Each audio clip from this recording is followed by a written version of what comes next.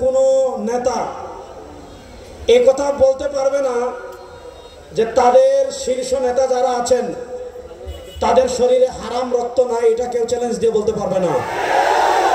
কিন্তু আমরা রব্বে কাবার কসম করে বলতে পারি, আমাদের নেতা পীর সাহেব চরমনায়ের শরীরে এক ফোঁটাও হারাম রক্ত নাই।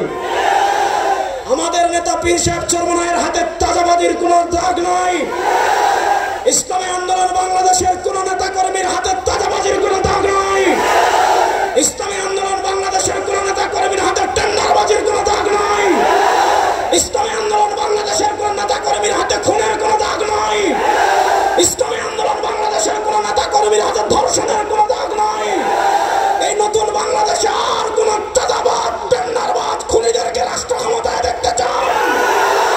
আমার ভাইকে যারা পাথর মেরে হত্যা করে তাদেরকে ক্ষমতায় দেখতে চান? এবার আমরা জাতীয়তাবাদকে রাষ্ট্র ক্ষমতায় দেখতে চাই না, ধর্মনিরপেক্ষতাকে রাষ্ট্র ক্ষমতায় দেখতে চাই না, ভারতের কোন দালালকে রাষ্ট্র ক্ষমতায় দেখতে চাই না। ইসলামকে রাষ্ট্র ক্ষমতায় দেওয়ার জন্য কক্সবাজারবাসী প্রস্তুত আছেন না?